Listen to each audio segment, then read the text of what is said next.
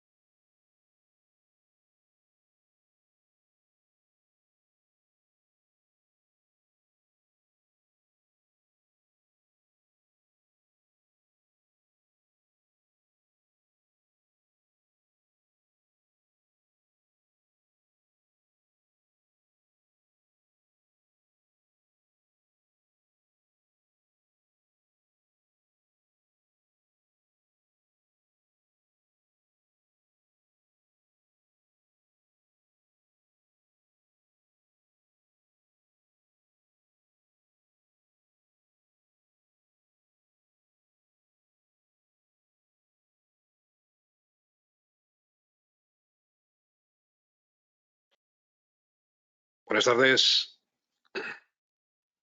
Parece que ya se va conectando casi toda la gente. Ok, pues vamos a ir empezando. Darme un segundito que cambio la cámara web. Bueno, como veis, como ya sabréis, este webinar es un webinar en dos partes. Tenemos hoy la parte más teórica y mañana la parte más práctica. Como veis en cámara tenemos aquí una pequeña muestra, un pequeño maletín con un equipo, ¿vale? Para poder mañana explicaros y que veáis en vivo cómo se configura y cómo se trabaja con el panel. ¿Vale? Y hoy, la parte de hoy, la vamos a basar sobre todo en una presentación más teórica de cómo funcionan nuestros paneles híbridos. ¿Vale? El webinar lo hemos llamado Lysis Plus, pero al final funciona para todos los paneles híbridos.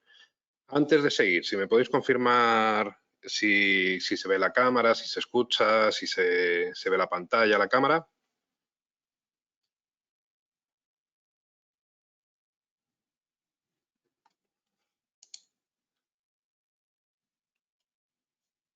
Vale, perfecto, muchas gracias. Pues darme un segundito que me cambio a la cámara web. Ok. Bueno, primero de todo me presento, mi nombre es Aitor Vergara, soy ingeniero de servicio técnico aquí en Risco Iberia. Así que nada, buenas tardes para todos los compañeros de aquí de Iberia, de la península. Y buenos días para aquellos que os conectáis desde Latinoamérica. Así que nada, vamos a empezar. Lo que comentaba, este es un webinar en dos partes. Hoy vamos a ver un poquito más la parte teórica con una presentación que tenéis disponible en el apartado de documentos, ¿vale? Para poder descargarla. Si tuvierais algún problema con lo que sea a la hora de descargarla, que ya pasó en el anterior webinar, no sé muy bien por qué, hubo gente que no se pudo descargar la presentación, nos escribís un correo a soporte y yo os la mando. ¿Vale? Eso por un lado. Por otro lado, recordaros también que este webinar va a ser grabado, está siendo grabado, de hecho, y lo tendréis disponible en la plataforma GoToWebinar. Os llegará un enlace para poder verlo más adelante. Así que nada, dejadme que quito la cámara y empezamos con la presentación.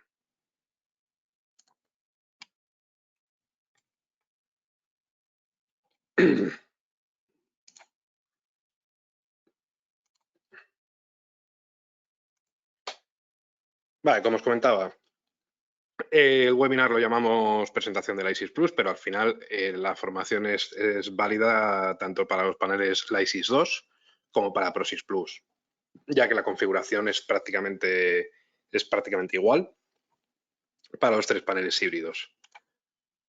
Entonces, la agenda la vamos a ver, como os comentaba, en 2 días sucesivos, ¿vale? Va a ser hoy que empezamos a las 4 de la tarde y mañana que empezaremos también a las 4 de la tarde, hora española. Vale, entonces, nada, una introducción a los paneles híbridos, los principales componentes, características del sistema, capacidades, conexionado, comunicaciones, gestión del bus, interpretación de los LED, etcétera. Y mañana ya veremos la programación por teclado, programación con el configuración software, diagnósticos y un poquito un test de conocimientos.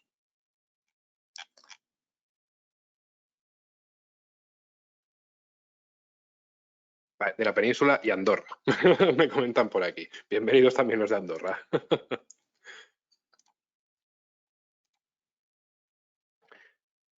Bueno, como conocéis ya, la mayoría de vosotros la conoceréis, la nueva ISIS Plus, ¿vale? Que es el nuevo panel híbrido, que al final es una solución que integra el antiguo panel ISIS, que era una solución bastante económica, muy versátil, con toda la versatilidad y utilidad de la ProSys Plus. Entonces, de la unión de estos dos productos nace la ISIS Plus. Entonces, tenemos aquí una pequeña comparación técnica. Permitidme que ponga el puntero. Aquí está.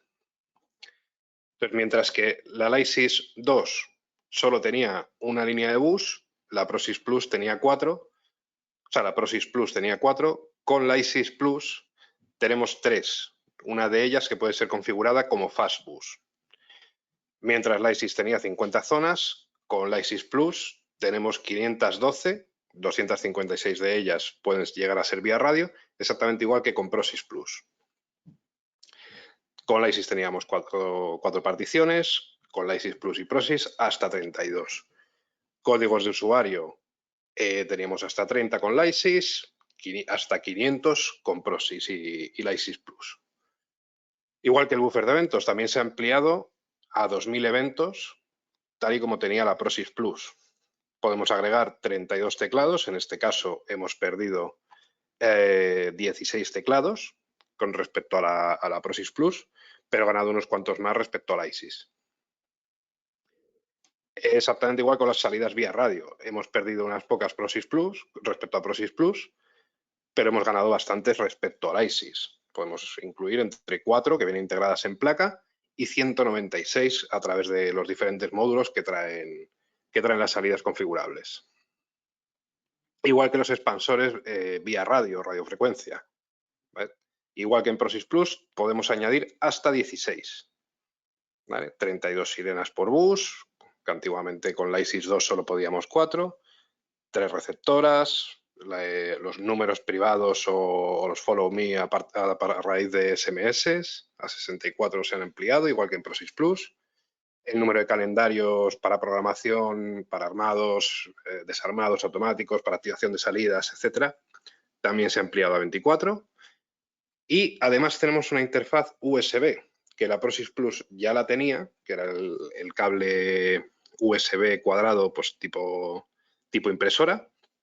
En este caso la ISIS Plus trae una conexión por USB tipo C, es decir, prácticamente la que cualquier móvil actual del mercado tiene. Es decir, con el propio cable de transferencia de datos de nuestro teléfono móvil, podríamos conectarnos al panel y configurarlo con el Configuration Software.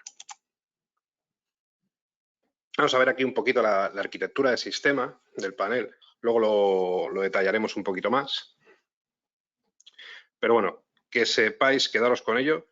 El panel viene encapsulado en una cápsula, en una carcasa de plástico para proteger la electrónica.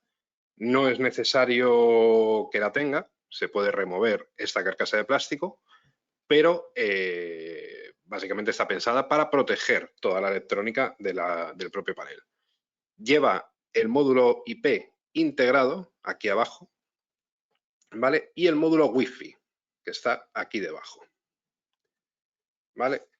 Luego lo comentaremos un poquito más, pero tener en cuenta eso, si el módulo IP y el módulo Wi-Fi son prácticamente el mismo. Me refiero,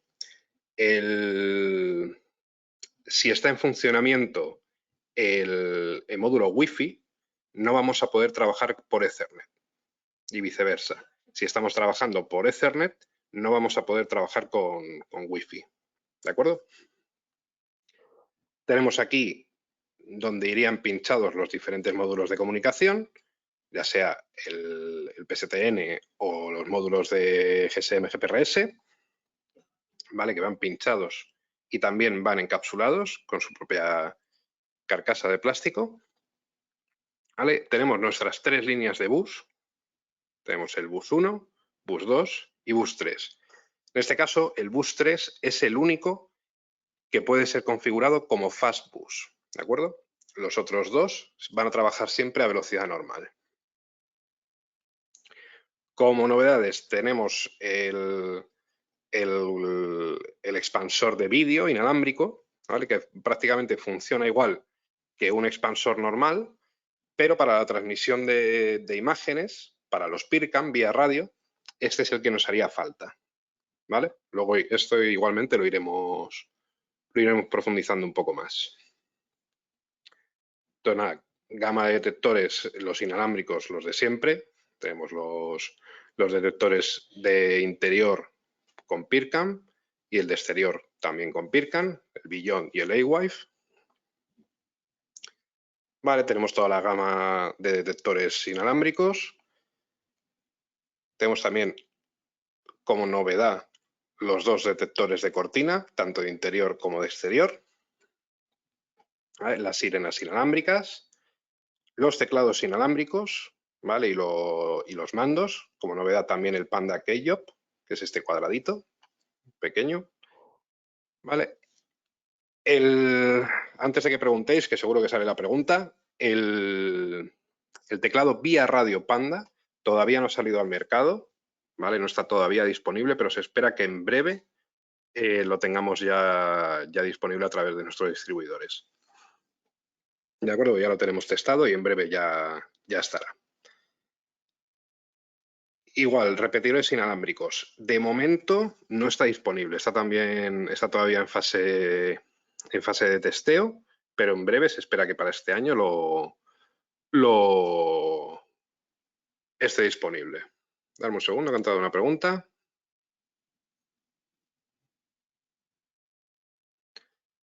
Vale, pregunta si los repetidores de vídeo también repiten solo RF. Vale, entiendo que te refieres a los receptores de vídeo, a los expansores de vídeo. Sí, de hecho luego lo veremos. Por cada expansor de vídeo podemos agregar hasta 8 PIRCams. Es decir, nosotros podemos agregar a cada expansor vía radio 32 elementos vía radio. En el caso de los de vídeo podemos agregar 8 PIRCams y el resto pueden ser elementos vía radio normales. Vale, eso es.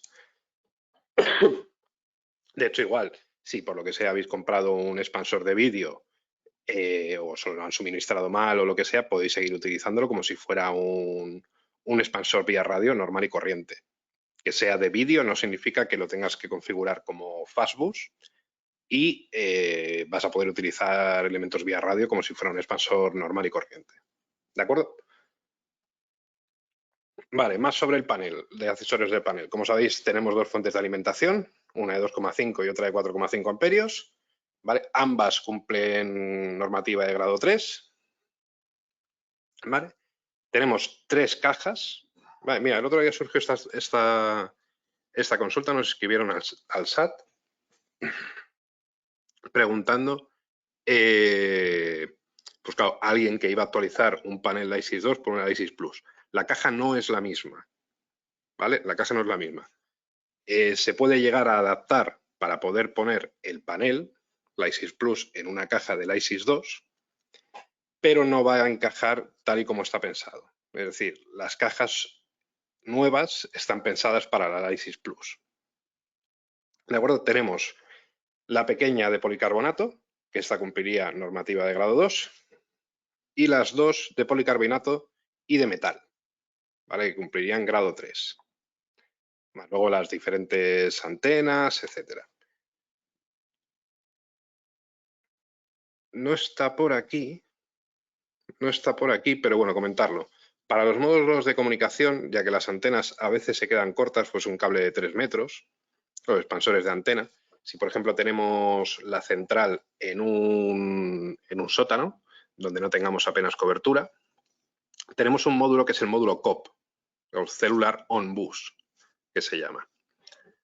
¿Vale? Este módulo lo podemos poner en el bus hasta 300 metros de la central y poner ahí nuestro módulo GSM GPRS.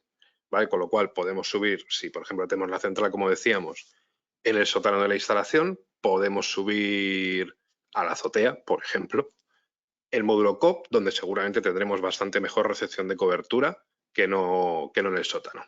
Así, además, como medida extra de seguridad, estamos alejando del panel el método de comunicación. Con lo cual, si alguien llegase e intentase sabotear las comunicaciones en la ubicación del panel, tendríamos nuestro módulo GPRS lejos de él.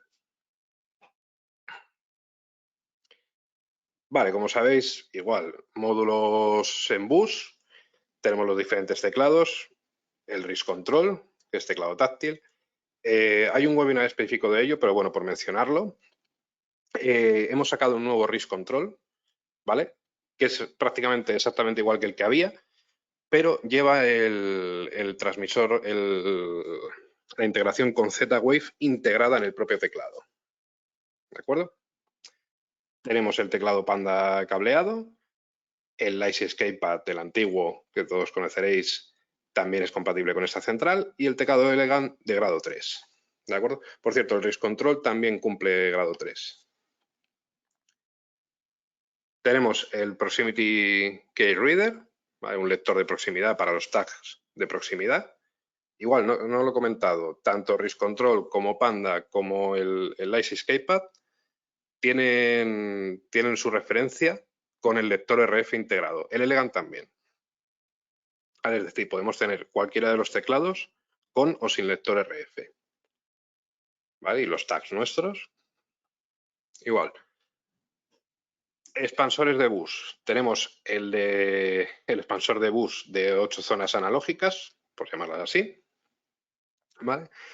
Otra cosa que nos soléis preguntar mucho, ¿los antiguos expansores de 16 zonas son compatibles con la ISIS Plus? Sí, son compatibles, los podemos tener. De hecho, si os habéis fijado antes cuando tenía la cámara enfocando, yo tengo un expansor de 16 zonas conectado. Tenemos los expansores vía radio, en este caso el de vídeo y el normal. ¿Vale? El expansor de entradas-salidas, las fuentes de alimentación supervisadas en bus, el módulo de voz y los expansores de una zona. A mí me gusta más llamarlo conversor de zona analógica a zona en bus. Vale, pregunta si la clase quedará grabada para verla posteriormente. Sí, recordaros que os llegará un mail con la asistencia para que podáis ver de nuevo la grabación de este webinar. Vale, como sabéis, los que imagino que ya llevaréis un tiempo trabajando con Risco, tenemos también nuestra gama de detectores en bus, aparte de los analógicos o los vía radio, y toda la gama, sus carcasas son exactamente iguales, es decir, la gama Beware en bus, su carcasa es exactamente igual que la Beware vía radio. Es decir, a simple vista no se podría distinguir si un detector es en bus, analógico o vía radio, lo cual da, a mi forma de ver, un extra de seguridad.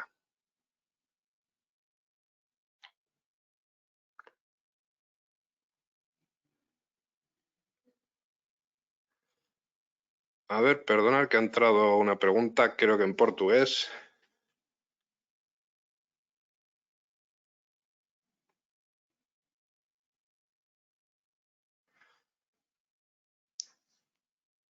Vale, no hablo portugués, con lo cual no sé si termino de entender bien la pregunta, pero creo que te refieres a que si tienes un teclado RIS Control en la instalación, ¿siempre tienes que tener otro teclado o se puede manejar la instalación con RIS Control? Si te refieres a programación, el RIS Control no permite la programación, es solo para manejo de usuario, ¿de acuerdo? Con lo cual, siempre puedes tener un teclado, pues el baratito, por ejemplo, el i6 Keypad, y para cuando lo puedes tener en la bolsa de herramientas y cuando vayas a hacer un mantenimiento o lo que sea, lo conectas, configuras lo que sea y luego lo quitas, simplemente. No sería 100% necesario que además del RIS Control tengas en la instalación otro teclado que sí permita el acceso a programación, igual que el Panda, el Ice Escapepad o el Elegant. Va igual, tenemos el detector de cortina, también en bus, el Beyond, Watch Out, el Industrial Lunar, el iWise, el sísmico, etc. Vale, aparte de las dos sirenas en bus, la Lumin 8 y la ProSound. Se ve muy pequeñito, voy a intentar a ver si lo podemos ver así mejor. Vale, las limitaciones de zona. Ay, mierda. Si pongo el puntero se me quita el zoom. Pero para que veáis un poco las limitaciones que hay. ¿Vale? Es decir, por sistema, por cada panel, podemos tener 32 teclados, por ejemplo, pero por cada línea de bus solo podríamos tener 16. ¿Vale? Igual que los lectores de tags de proximidad. Podemos tener 48 en total, pero 16 por cada línea de bus. ¿Vale? Sirenas 32, solo 8 por bus. Dispositivos en bus 96 por sistema, 32 por línea de bus. Hay una cosa que no aparece aquí y debería aparecer, que es el expansor de zonas en bus. Es decir, nosotros tenemos una limitación de que por cada bus podemos tener 32 zonas, pero hemos dicho que nuestra central admite 512. Si vamos a superar en una línea de bus los 32 detectores en bus, podemos agregar el expansor de zonas en bus, que nos agregaría otras 32 zonas para bus en esta línea de bus. Vale, no sé si se entiende bien. Si no, en cualquier momento podéis hacer la pregunta y paramos. Igual, los expansores de zona. Podemos tener hasta 63 por sistema, 32 máximo por bus. En este caso no se podría ampliar, ¿vale? Es decir, el expansor de zonas en bus solo sirve para dispositivos bus, es decir, detectores. ¿Vale? Los wireless detectors, es decir, detectores inalámbricos, podemos poner 32 por cada expansor. Igual que como comentábamos antes, los PIRCAMs, sean de interior o de exterior, podemos tener hasta 32 por sistema, 8 por cada expansor de vídeo. ¿De acuerdo? Teclados inalámbricos, vamos, teclados, 32 teclados, 2 de ellos pueden ser inalámbricos en cada expansor. ¿Vale? Igual, los botones de pánico y mandos inalámbricos, 16 máximo por expansor o 32 botones de pánico por expansor. Tened en cuenta que los botones de pánico, que esta es una consulta que nos suele entrar bastante, los botones de pánico, es decir, ¿vale? El Panic Wristband, que este en concreto lleva para llevarlo como una pulsera, ¿vale? Se configura como una zona, es decir, a efectos de programación es como si fuese un detector, no un mando. ¿De acuerdo? Lo igual, los expansores de salida podemos tener 24 por sistema, 8 por cada línea de bus.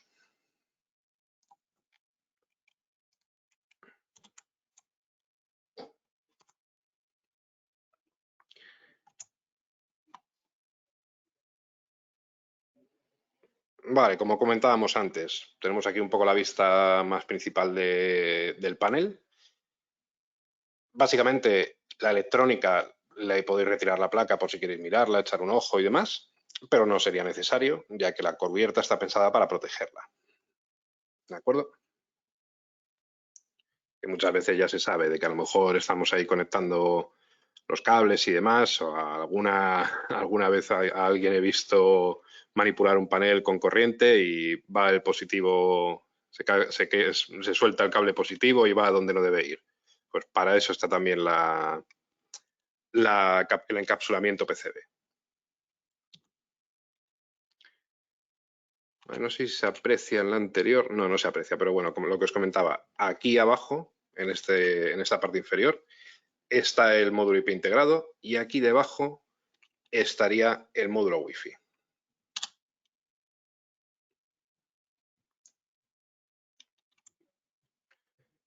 ¿Vale? Efectivamente, tenemos aquí el módulo Wi-Fi y aquí el módulo IP.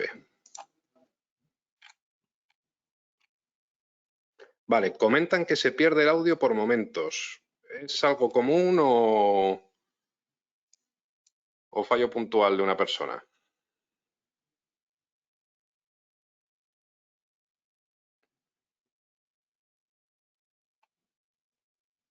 Vale, parece que puede ser un problema puntual. Manuel, intenta si no entrar y salir. O sea, salir y entrar, perdón.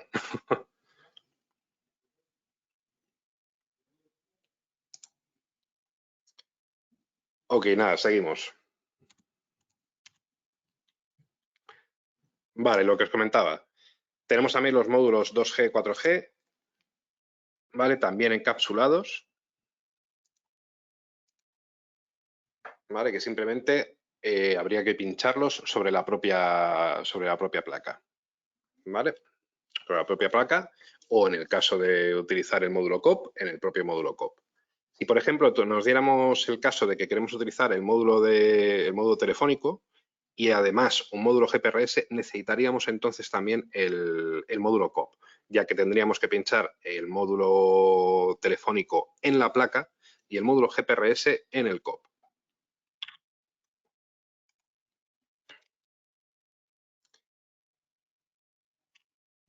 Vale, la verificación visual, ya sabéis, los PIRCAMs de toda la vida. En este caso no, en esta presentación no se menciona, pero bueno, ya muchos que lleváis trabajando con nosotros bastante tiempo y conoceréis también el sistema Viewpoint, que son el sistema de videoverificación a través de cámaras de CCTV, ¿vale? Que trabaja a través de cloud. En este caso solo vamos a hablar en esta presentación de los PIRCAMs.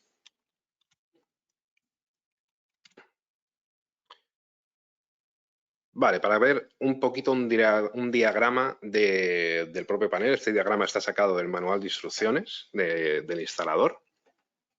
¿Vale? Manual que, por cierto, tenéis disponible en la página web nuestra. Si estáis registrados como instaladores, lo podéis descargar desde ahí.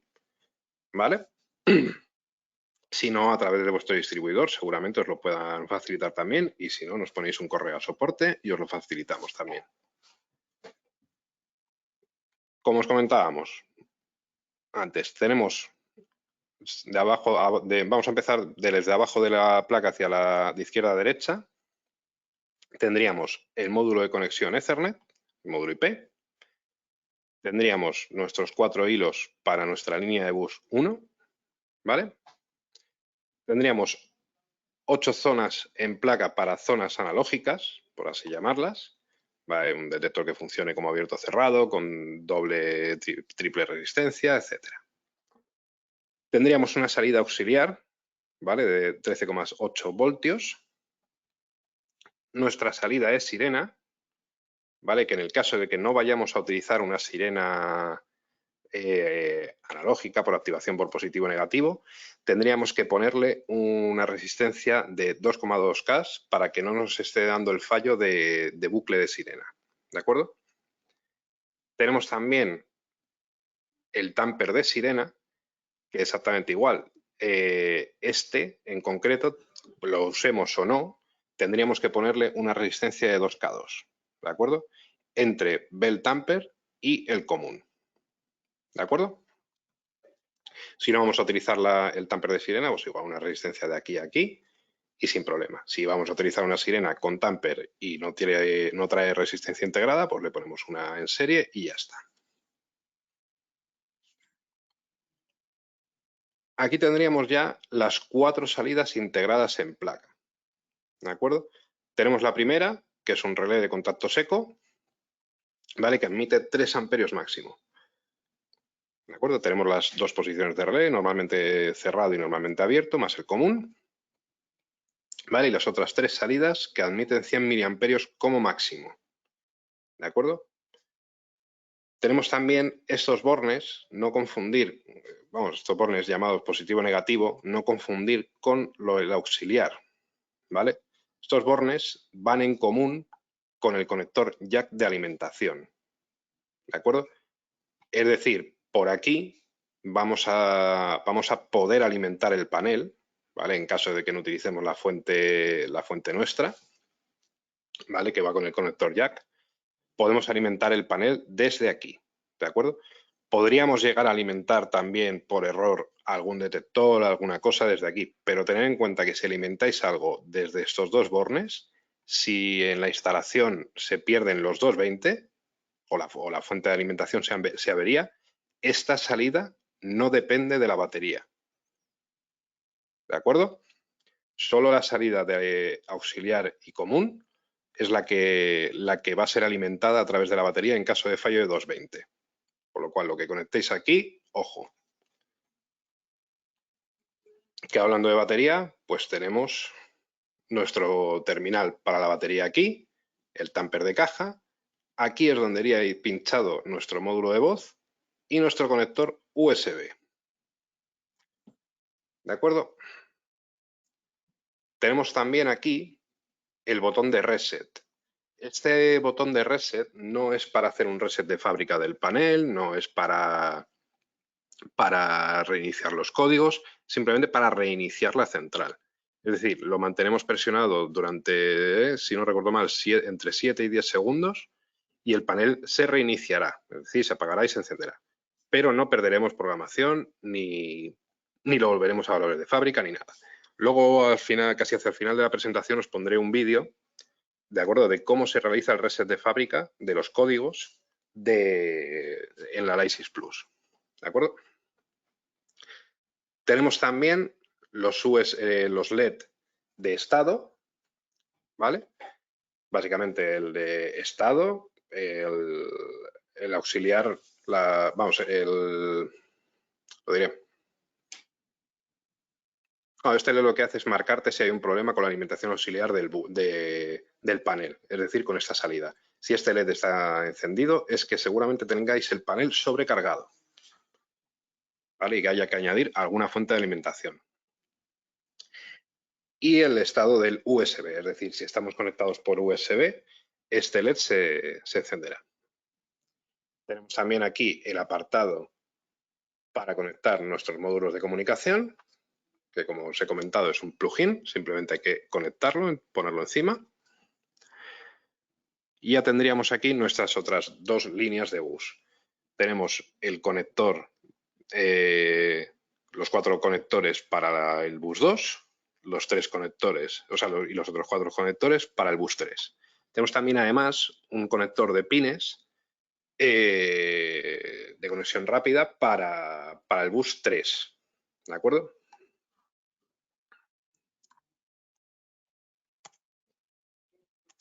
Vale, vamos a... esta parte siempre la paso por encima, porque esto es electrónica básica, pero llevo 3 días con una instalación que nos está dando mucha guerra y es por desconocimiento de esto. Así que en esta presentación siento aburriros, pero me voy a detener un poquito más en esto. Básicamente la conexión de zonas analógicas normales. ¿De acuerdo? Un detector normal y corriente de toda la vida de cualquier fabricante que trabaje con un relé abierto o cerrado.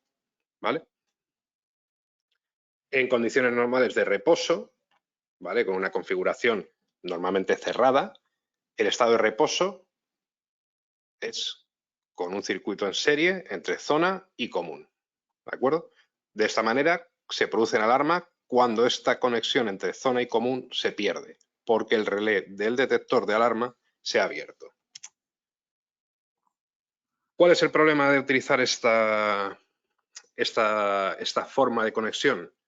Si se puentea un cable con el otro, estamos saboteando el sistema. Podemos sabotear el detector, abrirlo, y aunque este relé se abra, no vamos a tener ninguna indicación de sistema porque zona y común se están comunicando por el cortocircuito que hemos realizado.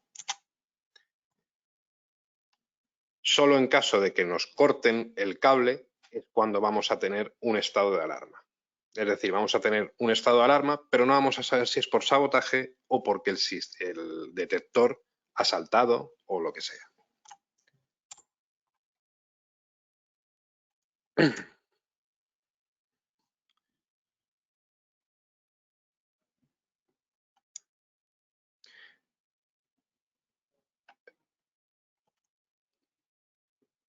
Vale, perdón, que me he saltado esto. Vale, en este caso, si tuviéramos una sola resistencia en serie, 2K2, sí que tendríamos ya una lectura de sabotaje. Es decir, el panel pasaría de estar leyendo 2,2 y si tenemos un puente, ¿vale? Pasaríamos a tener una lectura de 0 ohmios. ¿De acuerdo? Con lo cual ya se podría entender que hemos tenido un sabotaje en este detector. ¿De acuerdo? En el caso de que el cable se corte, tendríamos un valor de resistencia infinito, con lo cual también sabríamos que el detector ha sido saboteado.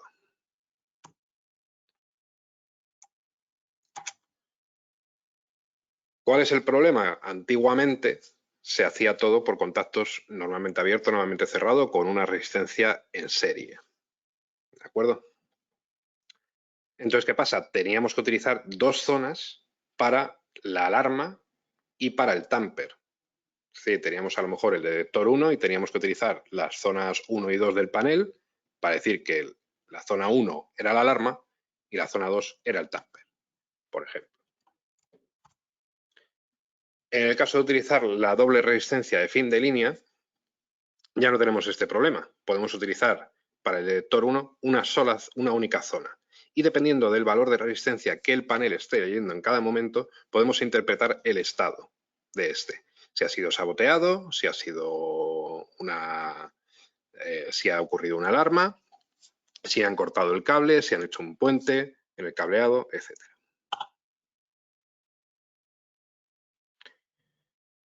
¿Vale? Tendremos aquí la diferencia de un detector con terminación EOL o una sola resistencia y con detector con doble resistencia o DEOL.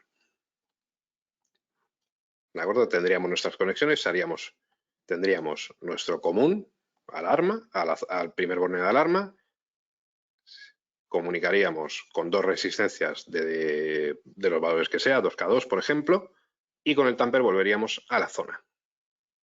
¿De acuerdo? Con esto, este detector está ocupando solo la zona 8, mientras que este detector, utilizando el sistema EOL, con una sola resistencia, necesitaríamos utilizar dos zonas para tener los dos estados, o el de alarma o el de tamper.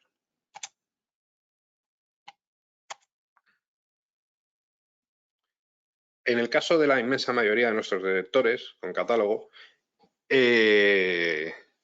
la resistencia puede ser o externa, como veis aquí, que vienen suministradas con el propio panel, las resistencias necesarias, ¿vale? O en el caso de la inmensa mayoría de detectores, vienen integradas y podemos seleccionar su valor, el valor de resistencia que queramos. Para el ejemplo hemos utilizado las de 4K7 para tamper y 6K8 para alarma, ¿vale? Seleccionando el jumper que queramos. Ahora, haciendo un cortocircuito con un jumper entre los dos pines que nos convengan para el valor de resistencia que queramos utilizar, podemos hacerlo desde aquí.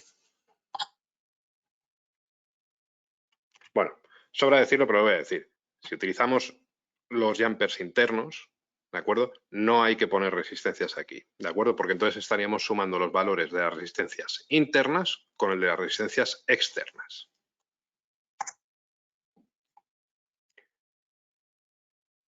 Tenemos luego el tercer caso, que es la triple resistencia o TEOL, ¿vale? Para, en este caso, los detectores de grado 3, para anti-masking, por ejemplo, o el fallo. Exactamente igual. En este caso podríamos o cablear tres resistencias en los bornes externos del detector o seleccionar los valores de resistencia que necesitemos con los pines internos. En este caso no habría ni siquiera que puentear los terminales, ¿de acuerdo? Porque ya estaríamos puenteándolos internamente con las resistencias, ¿de acuerdo? De hecho, aquí en todos los detectores viene un esquemita. Si vas a utilizar la triple resistencia y los jumpers, conectaríamos el hilo del común o de la zona, esto es indiferente, al primer borne de alarma y el de zona o común al último de fault AM. En el caso de que solo vayamos a utilizar dos resistencias, pues conectaríamos el otro al de tamper.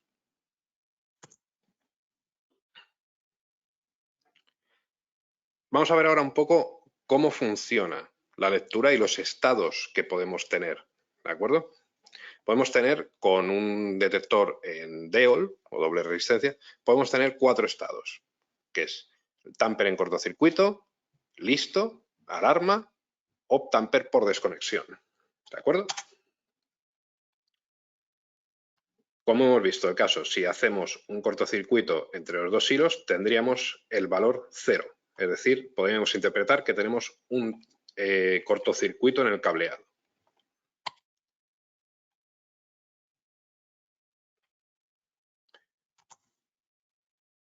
En nuestro segundo caso, tenemos el estado de listo o en reposo, en cuyo caso vamos a leer un valor para el ejemplo hemos utilizado, como comentábamos, las resistencias de 4K7 y 6K8 para alarma.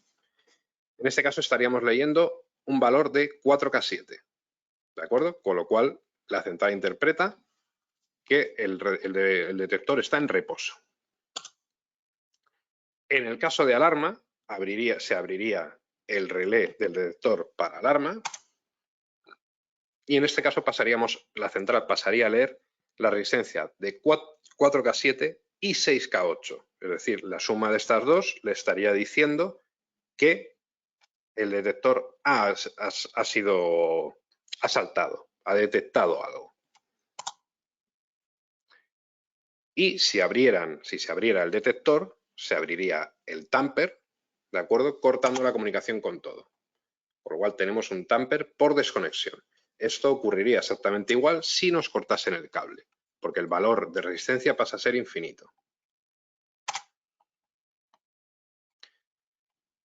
Entonces, como veis, con el sistema DEOL tenemos 4 posibles estados de un detector y con el sistema TEOL tenemos 6 posibles estados.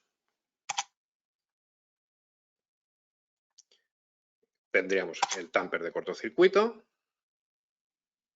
cuyo valor de lectura es 0. Tenemos el estado de reposo, que en este caso solo leería 4K7.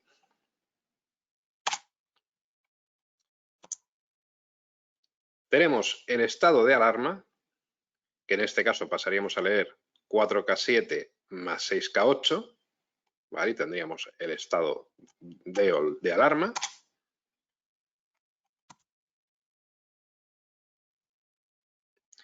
En el caso hay algunos detectores que por si cuando se autocalibran, si tienen algún tipo de fallo, por lo que sea, un detector microondas que no está consiguiendo regular bien el microondas, puede activar la salida de fault, de fallo.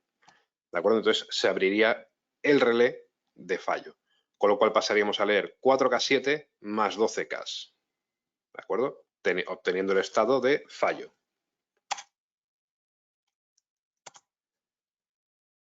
En el caso de un anti-masking, el detector abrirá ambos relés, tanto el de alarma como el de fault AM, ¿de acuerdo? Con lo cual estaríamos leyendo nuestra resistencia de 4K7 más la de 6K8 más la de 12K.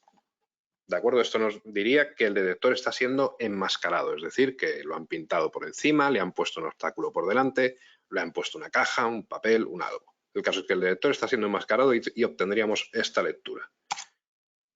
Y luego, por último, tendríamos el tamper por desconexión. ¿De acuerdo? Si el detector se abre, se abriría el relé de tamper y nuestro valor de lectura sería infinito. Esto ocurre igual si nos cortan el cable.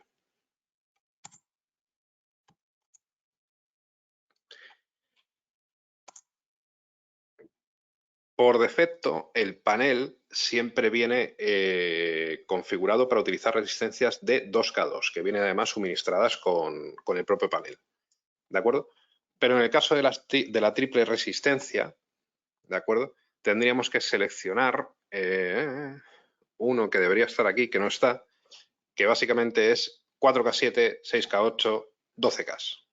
¿De acuerdo? En caso de que vayamos a utilizar detectores con anti-masking y con triple resistencia. ¿De acuerdo? Pero vamos, que sepáis que los valores se pueden personalizar. Por ejemplo, vais a una instalación para retirar una alarma de otro fabricante que utiliza unos valores un poco extraños de resistencias o que el instalador anterior pues, ha puesto las resistencias que tenía un poco más a mano, ¿de acuerdo? Y no aparece la combinación aquí, se puede personalizar, ¿de acuerdo?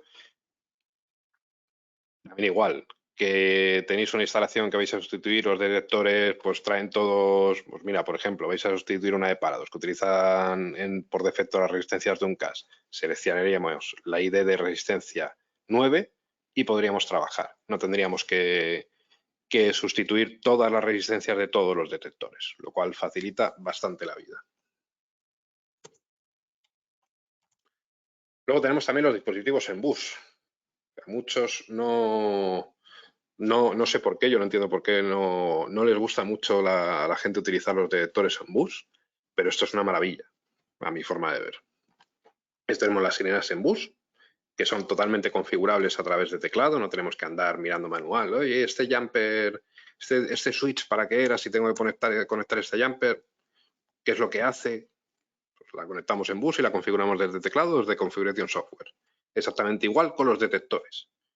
Los detectores, si los vamos a utilizar los analógicos normales, pues tendremos una serie de D-switch, resistencias, etcétera, para poder configurarlos y que actúen de una manera o de otra.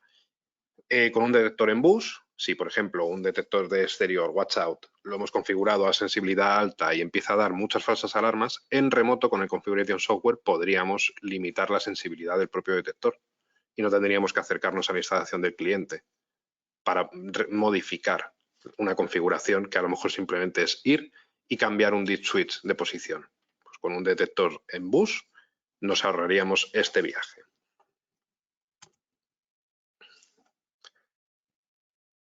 El bus nuestro es bus de RS485, ¿vale? Cumple la normativa estándar, que no vamos a entrar en tema de normativas, pero bueno, si tenéis curiosidad, hay muchísima información por internet sobre el protocolo RS485. Básicamente, pues un protocolo que debe tener más de 40 años, entonces hay muchísima información al respecto. ¿De acuerdo? Pero bueno, quedaros con que son 4 hilos. Tenemos nuestro positivo, que nosotros siempre marcamos como rojo. Tenemos nuestro negativo, que siempre marcamos como común o negro.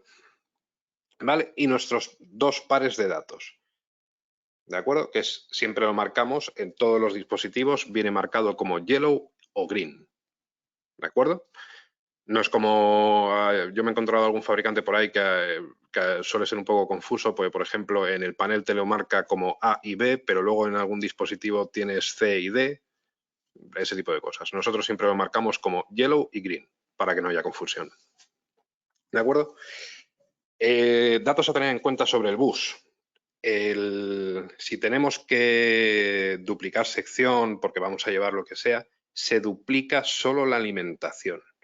Duplicar, o sea, es decir, doblar la sección de un cable añadiéndole otro para el bus de datos, para los 2 cables de datos, puede ser contraproducente.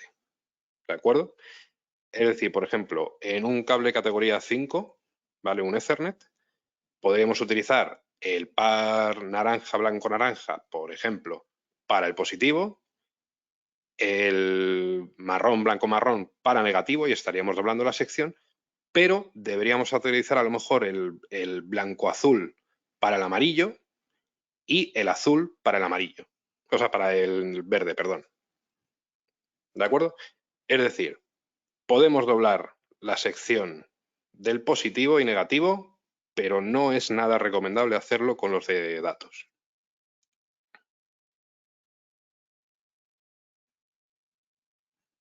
Vale, pregunta si los detectores de bus cumplen normativa de grado 3. Hay detectores en bus para que cumplen normativa en grado 3. También tienes detectores en bus para grado 2. En el caso que he puesto, por ejemplo, de los detectores de exterior son grado 2, pues no hay detectores de exterior en grado 3.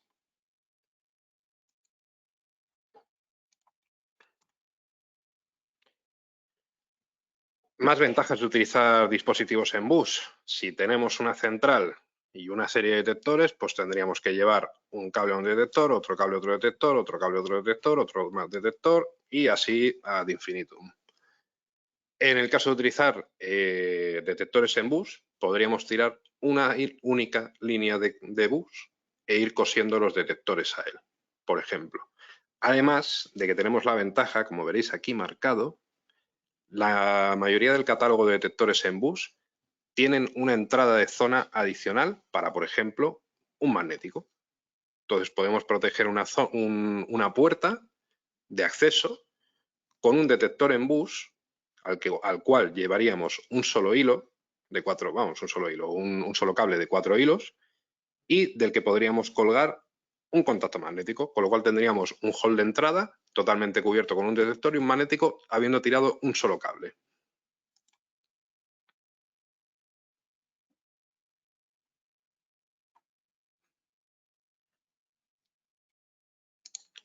Vale.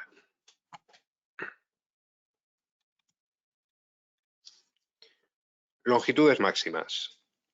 Tenemos 300 metros, ¿vale? Con cable estándar, es decir, el típico cable que se suele utilizar para instalaciones de seguridad de 4x022 o 2x075 más 4x022. Con este tipo de cable podríamos alcanzar una longitud máxima de 300 metros desde la central, es decir, la suma, ¿de acuerdo? Es decir, si yo tengo mi central aquí, llevo 300 metros para acá, para mi derecha, y llevo 50 metros para mi izquierda, esos son 350 metros. ¿De acuerdo? Son 300 metros en total. Es decir, si tenemos 50 hacia la izquierda, hacia la derecha, solo podremos tirar 250 metros. ¿De acuerdo? Lo que comentábamos antes, los expansores de zonas en bus permiten la extensión de 300 metros adicionales para detectores en bus. Quedaros con esto, los expansores de zonas en bus solo son para detectores. Es decir, si ponemos un expansor de bus, la salida del bus que sale de este expansor no va a reconocer teclados ni otros expansores, solo detectores. ¿De acuerdo? Para instalaciones que requieran de más longitud, podríamos llegar hasta los 1000 metros de bus, ¿de acuerdo? Utilizando un cable de partenizado apantallado, como mínimo de categoría 5 o superior, ¿de acuerdo?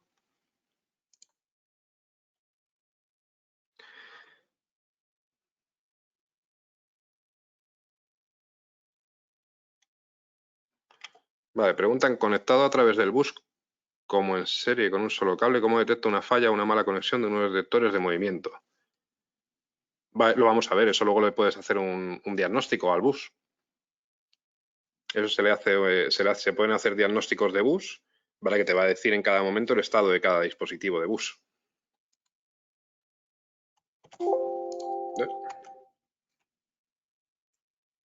Igual, las fuentes de alimentación. Si tenemos que poner fuentes de alimentación por distancia, por consumo, lo que sea, el bus de comunicación, ¿vale? No utilizaríamos el positivo, ¿de acuerdo? Lo reduciríamos a trisilos, a negativo, amarillo y verde, ¿de acuerdo? Igual, nosotros solemos recomendar poner una fuente de alimentación cada 90 metros, ¿de acuerdo? Aunque no sea necesario por consumos y demás, por distancia puede llegar a ser necesario. Con lo cual, la recomendación nuestra es, si tenemos más de 90 metros de tirada, añadir una fuente de alimentación.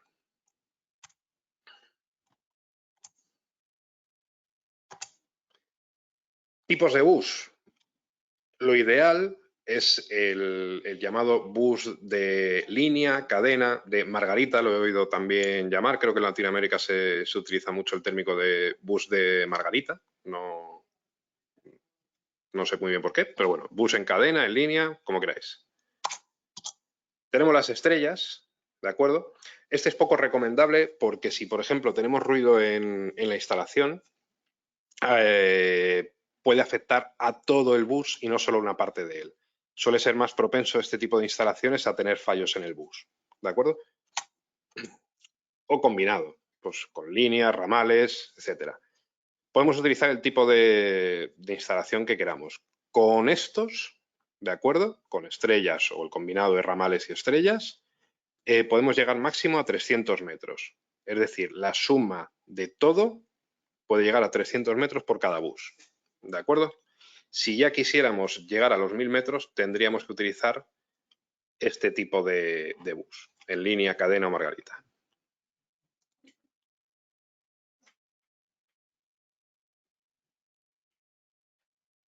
Vale, ¿cómo reconoce la zona cableada en el dispositivo en bus como zona... ¿Cómo reconoce la zona cableada en el dispositivo en bus como zona independiente de tipo bus o zona cableada en el panel? Vale, sí, esta pregunta es interesante. Cuando tú das de alta un detector, que igualmente mañana lo veremos, cuando hagamos la configuración del propio panel, cuando tú das de alta un detector en bus, vamos a poner, por ejemplo, que sería la zona 9, que es la primera zona disponible, siempre te va a preguntar si quieres añadir la entrada adicional del detector. Entonces, la zona inmediatamente siguiente, que en este caso sería la 10, la va a reservar para el detector, para la entrada del detector en bus. En este caso, tendremos que ponerle resistencias, porque no son configurables, si no recuerdo mal, de 2K2. De acuerdo. Puedo hacer una línea de bus en loop. Vale, en anillo entiendo que te refieres. No es recomendable. No es recomendable hacerlo. Por poder, se puede, el bus va a funcionar, pero no es nada recomendable.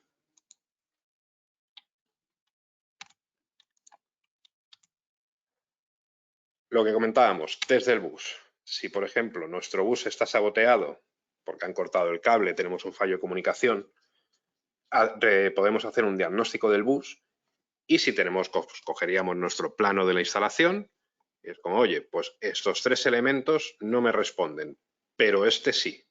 Y sabemos que aquí tenemos una línea de bus y una estrella.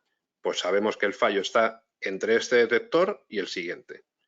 Con lo cual, a la hora de revisar un posible sabotaje, una avería o lo que sea, nos puede ahorrar muchos problemas y mucho tiempo.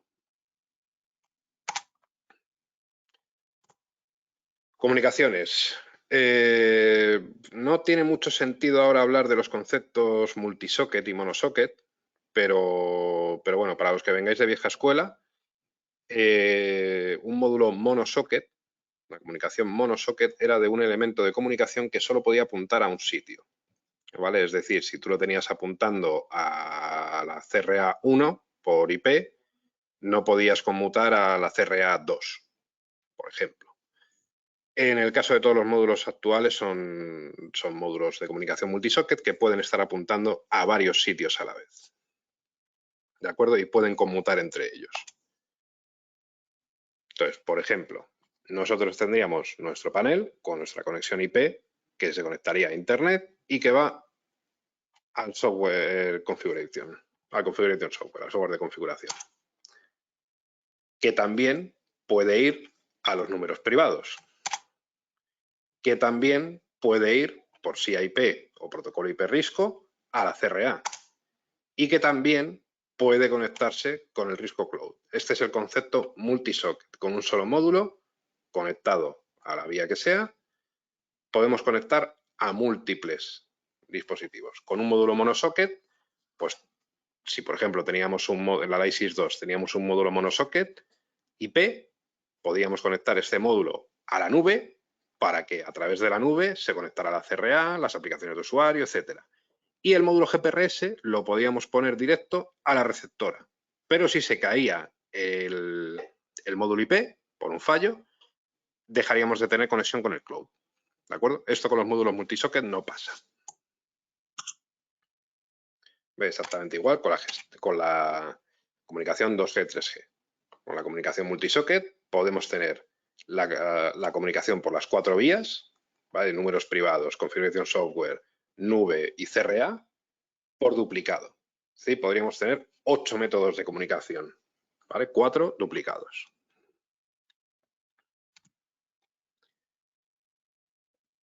La gestión del bus.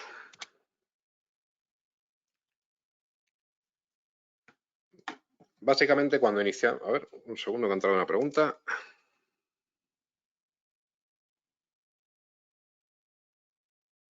Hola, Gregorio. Sí, se va a grabar la grabación.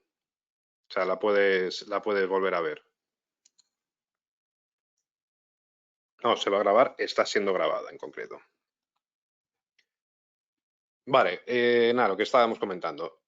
La autoconfiguración del bus. Cuando nosotros arrancamos un panel por primera vez, va a arrancar el asistente de configuración. Entonces, una de las primeras cosas que nos va a decir que hagamos es escanear el bus. Entonces, aquí vamos a ver un poquito cómo interpretar... No te preocupes, Gregorio. Aquí podemos un poco interpretar lo que nos está diciendo, lo que está encontrando el panel. Básicamente, el panel, cuando hace una autobúsqueda, va a preguntar a todas las posibles direcciones que tiene qué hay ahí. Y el detector, elemento de turno que sea, va a responder. Es decir, cuando la central pregunte al bus número 3, expansor 0, elemento número 3, le va a decir, oye, ¿quién eres? Y si alguien responde, le dirá, oye, pues soy un teclado LCD. ¿De acuerdo? Y entonces la central dirá, ah, pues ya tengo un teclado LCD agregado, pues tú eres el número 2. ¿De acuerdo? Entonces, en este caso, en este pantallazo que veis, nos da la posibilidad de exist, es decir, hemos hecho una búsqueda del bus y nos dice que este dispositivo ya existía en programación. Si, por ejemplo, encontráramos un elemento que no estaba en la programación incluido, nos daría la opción añadir, ¿de acuerdo? Y nos va a dar la información de dónde está. En este caso, para ejemplo, sabemos que está en el bus número 3 del panel, que no tiene un expansor de zonas conectado y que su dirección con los deep switch del propio equipo es la 3. ¿Vale? Y además sabemos, porque nos ha respondido el elemento, que es un teclado LCDE. ¿De acuerdo? Y además sabemos que es nuestro número 2. Es decir, tenemos un teclado exactamente igual que este en nuestra programación.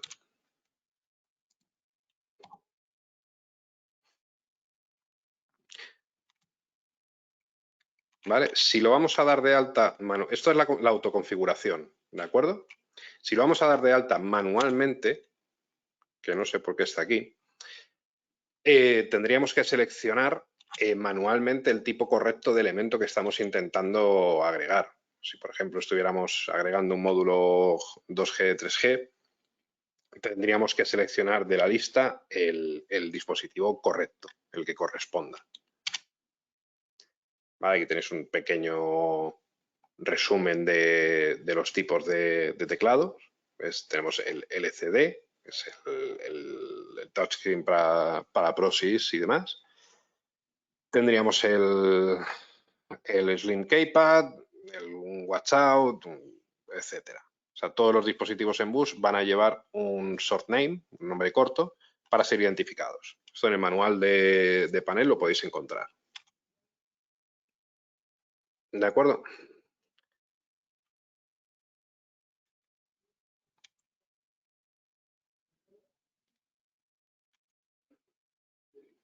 Vale. Cuando vamos de alta un teclado, ¿vale? Nos va a dar la información de que está en el bus 1 y es nuestro teclado con la dirección 2 y nuestro segundo teclado, ¿vale? Que es de tipo LCD-E, que en este caso es un teclado LCD Elegant, ¿de acuerdo? Este que veis en pantalla. Cuando los damos de alta, nos va a pedir cuando damos de alta cualquier elemento en bus, nos va a pedir una serie de información que le tenemos que decir para preconfigurarlo, por así decirlo. Nos va a pedir primero que le digamos, en el caso de los teclados, a qué partición pertenece. Es decir, dónde está instalado físicamente. Es decir, tenemos 32 particiones y este teclado está instalado en el acceso a la partición número 3. Pues aquí le diríamos partición número 3. ¿De acuerdo?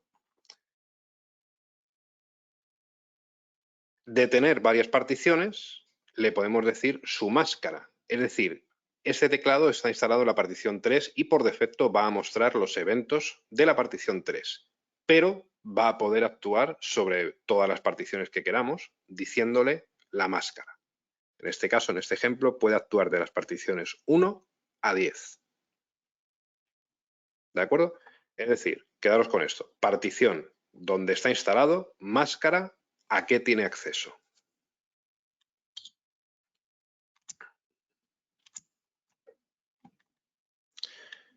Vale, ¿cómo mover un detector bus a otra zona?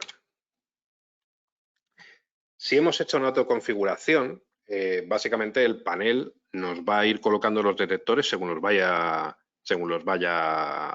encontrando, ¿vale? Depende de su dirección de deep switch, de la longitud, de si está en el bus 1, el bus 2, el bus 3. Según los vaya encontrando, los va a ir colocando en la primera zona disponible que haya. Si por el motivo que sea queremos llevar un orden concreto de zonas, tendríamos que localizar el detector que quisiéramos mover de una zona u otra, tendríamos que localizarlo y borrarlo, ¿de acuerdo? Una vez borrado, nos iríamos a teclado desde software y lo asignaríamos manualmente a la nueva zona. ¿Vale? Podríamos realizar un test de bus para comprobar que la comunicación con el detector es correcta y que no nos hemos equivocado ni con el tipo de detector ni con su dirección física. ¿De acuerdo?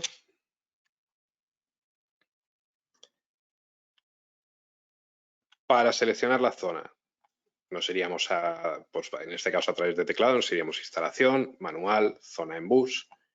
Nos tendríamos que decirle qué zona queremos utilizar, en este caso para el ejemplo la zona 25.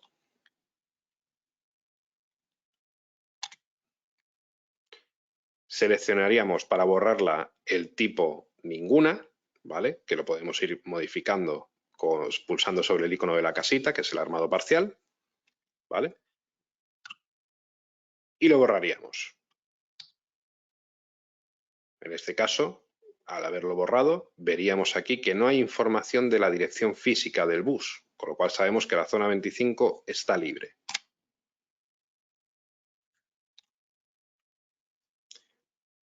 ¿Vale? Para agregar el detector manualmente, pues nos vendríamos igual a instalación manual, zona en bus, nos diría en este caso el ejemplo que utiliza la zona 6, pues le estamos diciendo que la zona 6 va a ser el detector que está en el bus 3 sin expansor de zonas, es decir, está conectado directamente al bus 3 de la placa y cuya dirección física marcada con los deep switch es la 1 y que su tipo es un ODT 15. Entonces le haríamos un test de bus y nos diría que el detector ODT15 en la zona 6, su valor de comunicación es del 100%. Eso, aunque lo marca en porcentaje, no es un porcentaje, ¿de acuerdo? Entonces, cuando hagáis un test de bus a cualquiera de las zonas, cualquier cosa por debajo de 100% es un fallo de comunicación en el bus, ¿de acuerdo? Esto es como hacer un pin, por así decirlo. Es decir, la central envía 100 paquetes y el teclado tiene que responder con 100 paquetes. Es decir, si se pierde algún paquete por el camino, nos lo va a marcar aquí, nos va a decir pues a lo mejor 80 o 70, el porcentaje que sea. Y nos va a indicar que tenemos un fallo de comunicación porque el panel está perdiendo paquetes de comunicación. ¿De acuerdo? Con lo cual, quedaos con eso. Cualquier cosa por debajo de 100 es un fallo de comunicación en el bus. ¿vale? El único valor aceptado es 100%.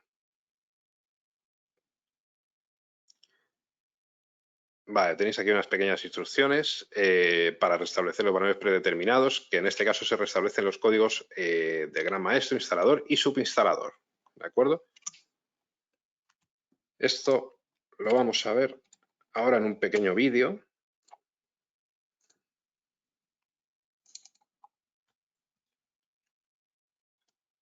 Hola, Vale. En este vídeo voy a mostrar... Permitirme un segundito que muevo el micrófono y a ver si lo podéis escuchar correctamente. Hola, en este vídeo voy a mostrar el procedimiento para resetear a valores de fábrica los códigos de usuario maestro, instalador y subinstalador en las centrales Lightsys Plus. Necesitamos tener acceso al teclado de la instalación y necesitamos tener instalado en nuestro dispositivo móvil la aplicación Handy App de Risco, que podéis descargar desde Google Play o desde Apple Store. En la aplicación Handy App tenemos que estar logados con las mismas credenciales de administrador o de instalador con las que tenemos acceso a este panel en la nube. Teniendo nuestro dispositivo móvil preparado, el procedimiento vais a ver que es muy sencillo.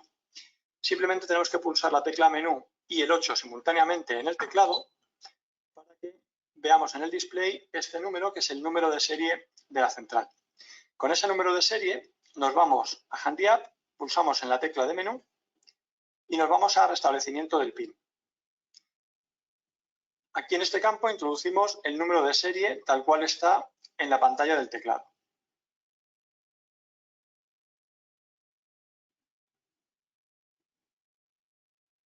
Con cuidado de no confundirnos. Pulsamos en Hecho y ahora pulsamos en Generar clave de restablecimiento.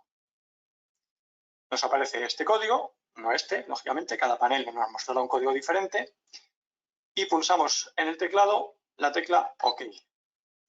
Nos está pidiendo introducir la clave, introducimos este número que tenemos en el móvil.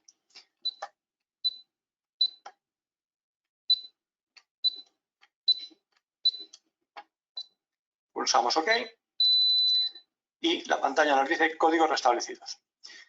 Ya tenemos el código de usuario maestro en valores de fábrica 1234, el de instalador 1111 y el de subinstalador 2222. ¿Ok? Muy sencillo. Nos vemos en el próximo vídeo.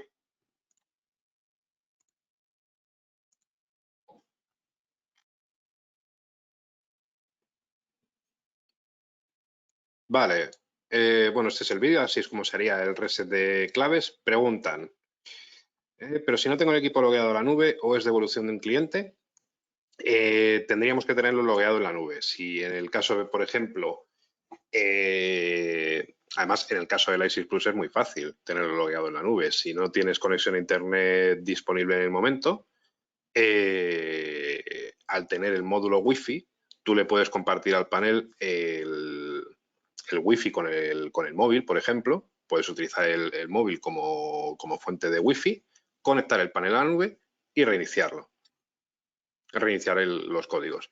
En este caso, solo vamos a poder reiniciar paneles, como es lógico, de paneles a los que tengamos acceso desde nuestra compañía en cloud. Con lo cual, si es, por ejemplo, una reconexión de otro instalador, a permitirme que pongo el micrófono de nuevo por acá.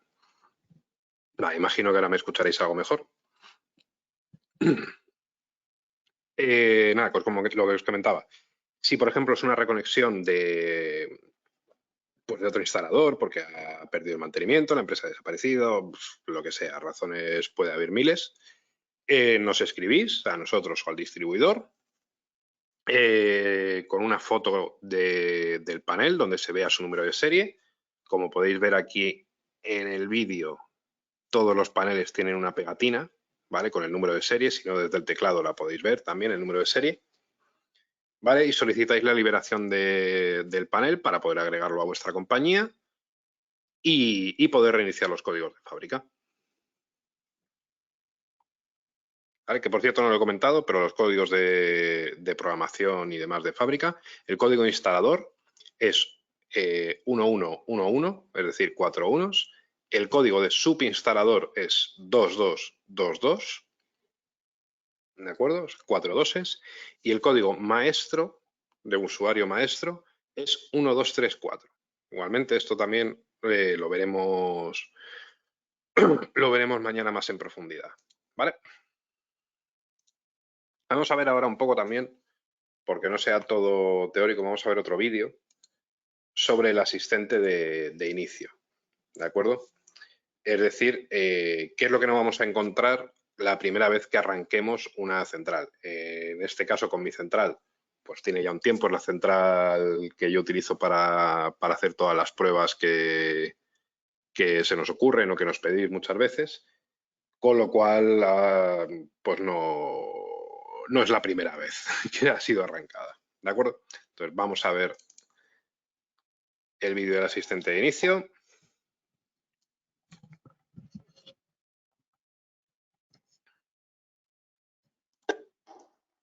Hola, en este vídeo vamos a ver el proceso de encendido de una central Lightsys Plus utilizando el asistente de arranque.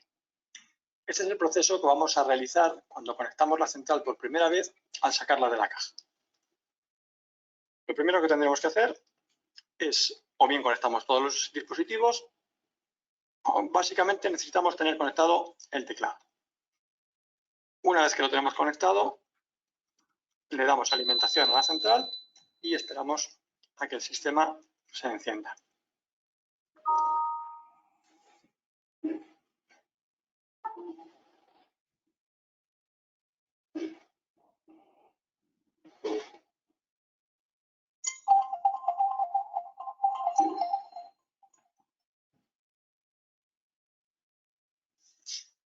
Una vez que tenemos el sistema encendido, como todavía no tenemos nada dado de alta, lo que tenemos que hacer es pulsar la tecla de menú en el teclado y automáticamente ya estamos entrando en el asistente de arranque. Seleccionamos el idioma de los que tenemos disponibles.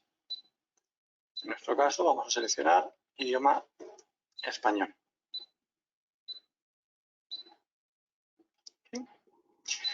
Pulsamos OK.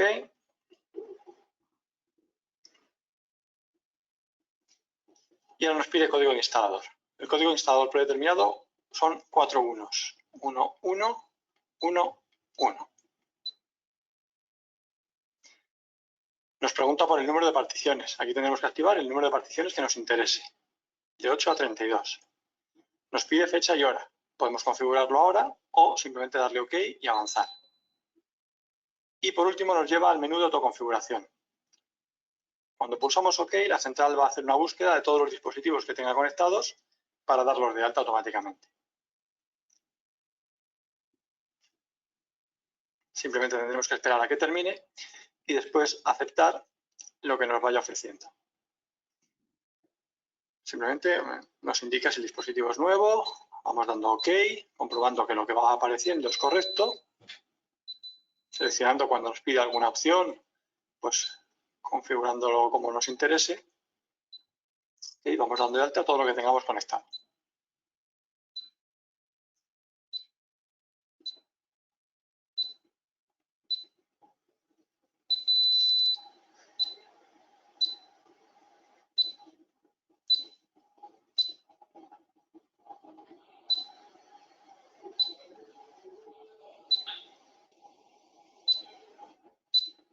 En este caso, como veis, hay muchos equipos conectados. Una vez que nos vuelve a mostrar la autoconfiguración, ya hemos terminado el proceso. Ahora ya simplemente podemos ir hacia atrás con la tecla menú, pulsamos 0 para salir y ya tenemos el sistema configurado. A partir de ahora, pues habrá que ya volver a entrar en programación para dar de alta las zonas, los códigos o configurar los parámetros que nos interesen. ¿De acuerdo? Pues nada, un saludo. Hasta el próximo vídeo.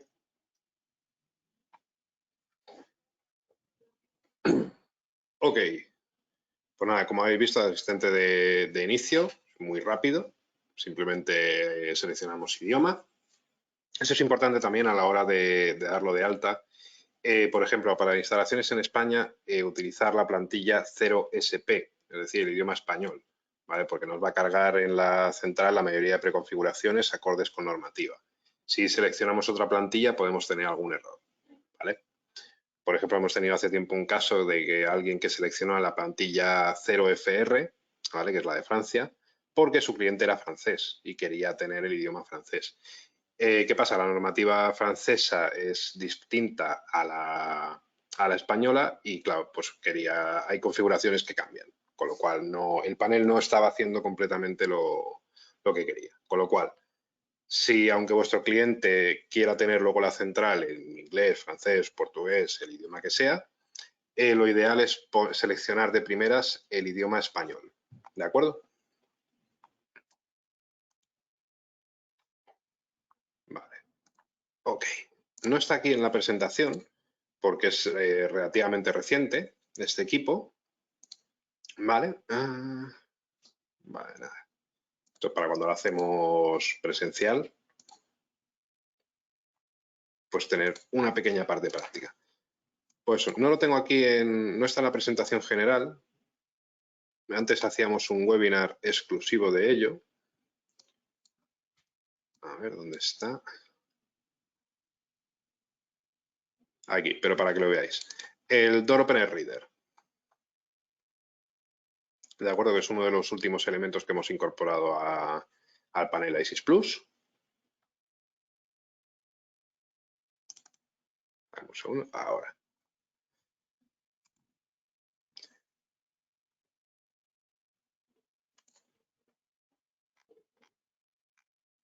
A ver, veo que alguien está levantando la mano, pero no me da tiempo a ver. Si tenéis alguna pregunta, darle por el chat y ahora la respondemos.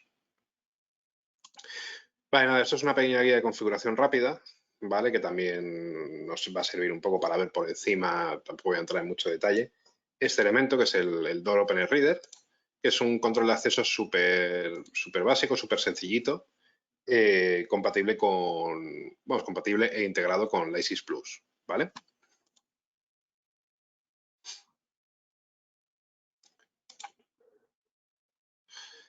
Básicamente, una cosa que no he comentado, por cierto, es siempre recomendable, bueno, me encuentro cada día con gente que no, es que compré el panel ayer, ¿cómo no voy a tener que actualizar? ¿Cómo voy a tener que actualizarlo si lo compré ayer?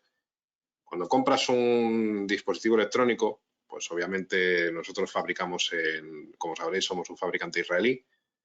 Entonces, pues desde que sale de fábrica, se distribuye a los distintos almacenes hasta que llegue, puede que no esté en la última versión de firmware. Cada vez que compramos un teléfono móvil tenemos que actualizarlo.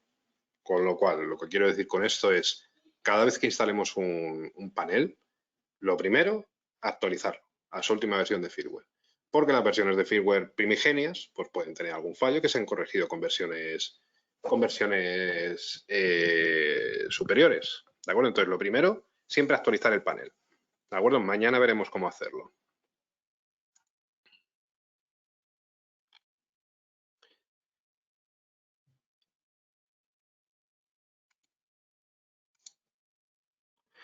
Vale, pregunta si tenemos alguna capacitación comercial para este panel. Sí, esta capacitación es técnica como tal. Eso hablarlo con vuestro distribuidor para organizar una más a nivel comercial, ¿vale? Pero esta como tal es técnica, ¿de acuerdo? ¿Cómo se llama el comunicador 3G y si es de la marca Risco? Sí, claro, son los que fabricamos. Nosotros sí. ¿Cómo se llama el comunicador 3G? Hay varios modelos. Eso ya dependerá de cuál necesites. Actualmente de cabeza no te lo voy a saber decir. Creo que es el RP432G4 y luego el G4T, que es el que lleva el canal de voz.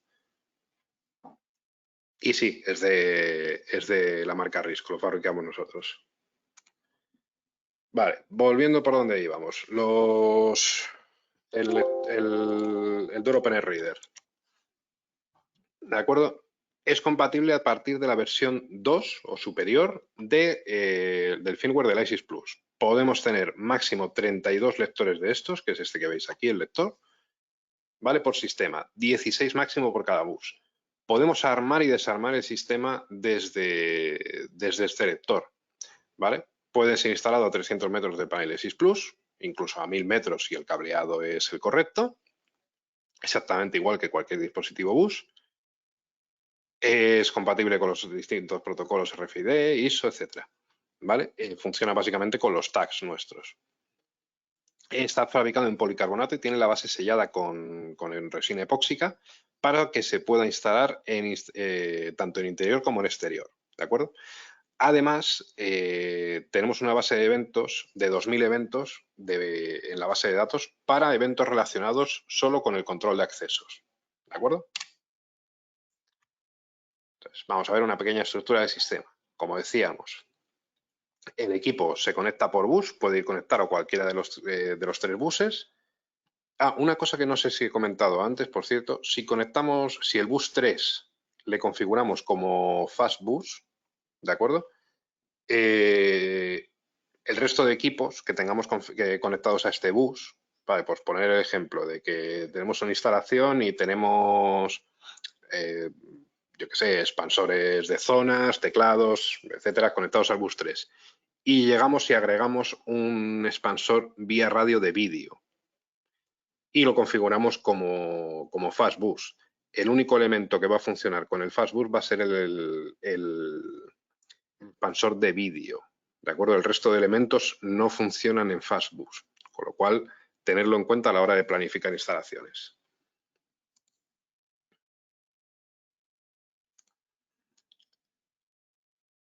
Vale, pregunta si es solo compatible con lectores de risco. Imagino que te refieres al tag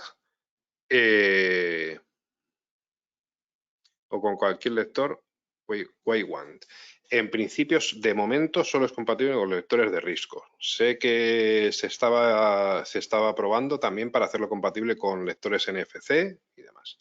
Pero esto no te lo sabría decir 100%. ¿De acuerdo? De momento, lo que te puedo decir es que de momento, a día de hoy, solo es compatible con los tags de proximidad de risco.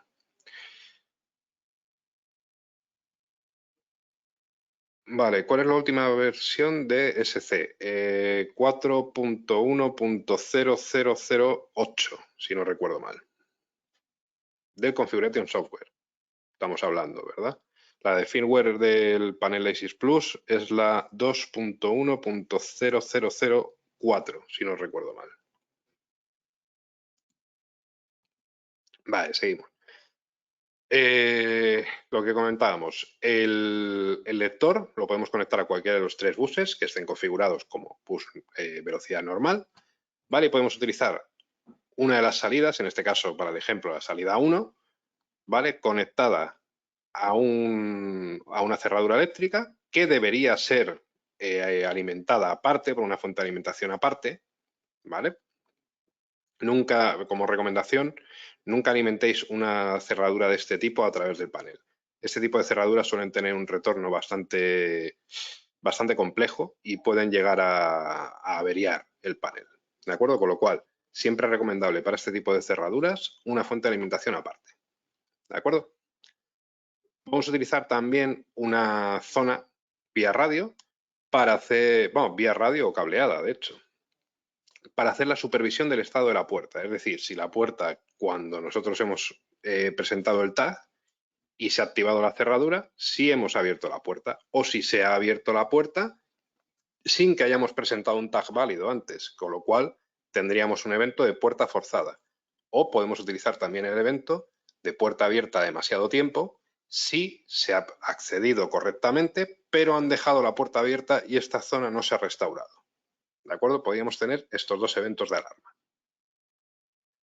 Y podemos tener también, por ejemplo, un pulsador, un contacto seco, básicamente, un detector vía radio, lo que queráis. Básicamente lo que necesitamos es un contacto para nuestro pulsador de salida. Es decir, tenemos, por ejemplo, un cuarto de servidores en el que tenemos en el exterior del cuarto de servidores un lector, ¿vale? Pero queremos que para que salga la gente rápidamente, sin tener que buscar el tag en el bolsillo o lo que sea, pues le ponemos un pulsador para que pueda salir del cuarto de servidores tranquilamente. Ponemos un pulsador y este pulsador nos activaría nuestra salida, nuestra cerradura en este caso.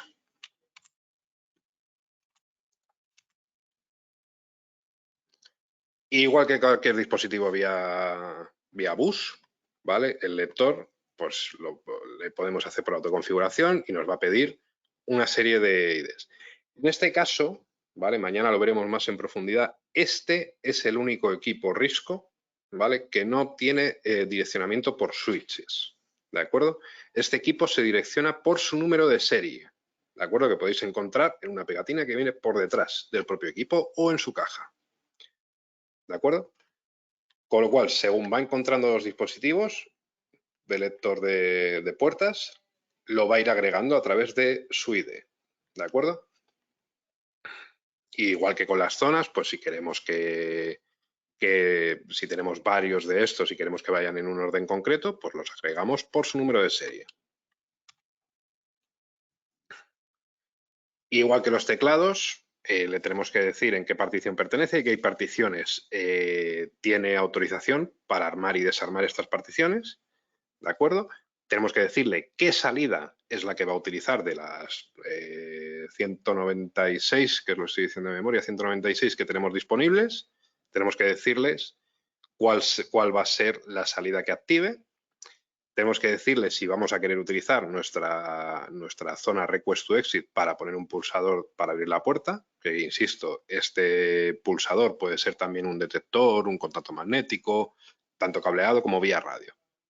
¿Vale? Y el Zone Input, tenemos que seleccionar qué zona va a ser la que haga la supervisión de la puerta, si queremos utilizarla, no es obligatoria, y si queremos o no utilizar los eventos de puerta forzada o Door Open Too Long, puerta abierta demasiado tiempo.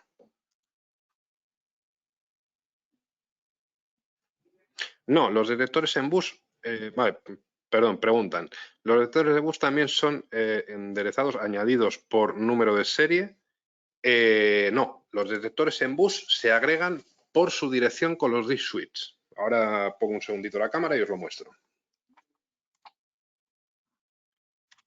Igualmente, insisto, esto es algo que veremos ya mañana, que es la parte más práctica. Todo esto de hoy es teoría.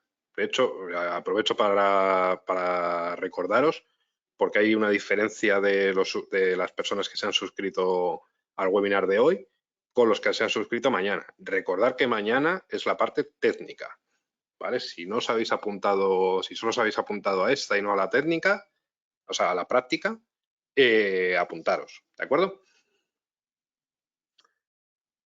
Entonces, por no enrollarme mucho, tenemos que configurar la salida que vayamos a utilizar como sigue código y abre puertas, ¿de acuerdo?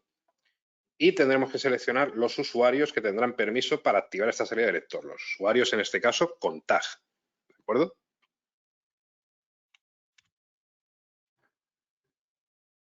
Igual, la única diferencia también con la configuración de las zonas, que como veis puede ser cualquier cosa, puede ser un detector de cortina, cableado vía radio o incluso en bus, puede ser un pulsador de estos eléctricos, vamos, de eléctricos de instalación eléctrica, o puede ser un botón, lo que sea.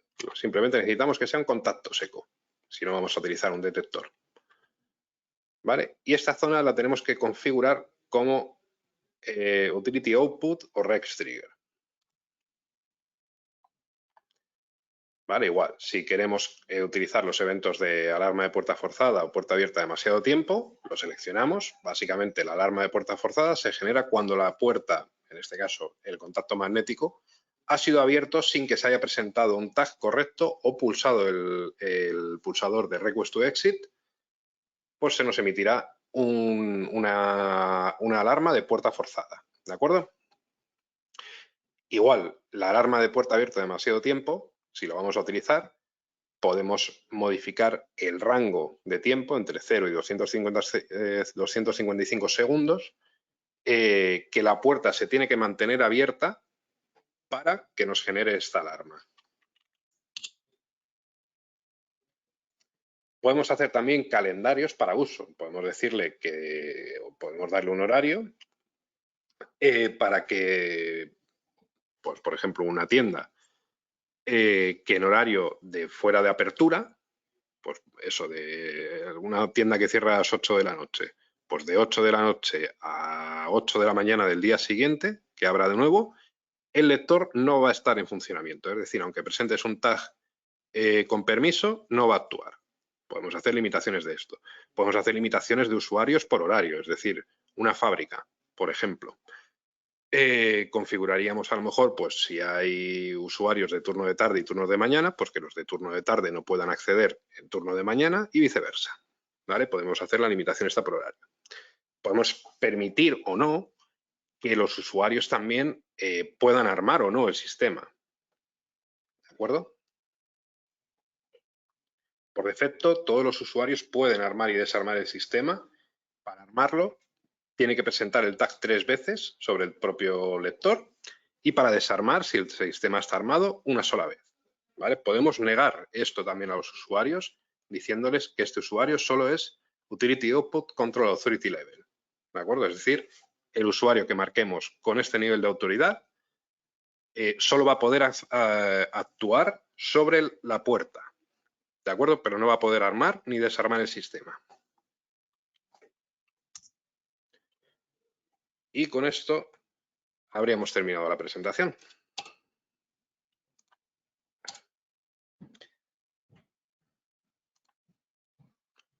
Vale, permitidme que pongo la cámara un segundo.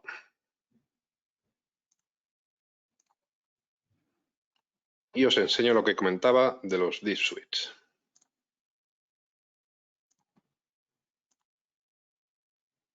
Ok, ¿veis la cámara?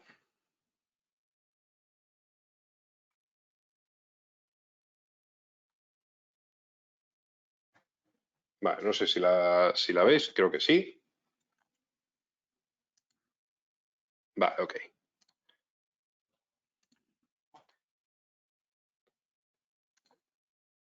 A ver, dame un segundo.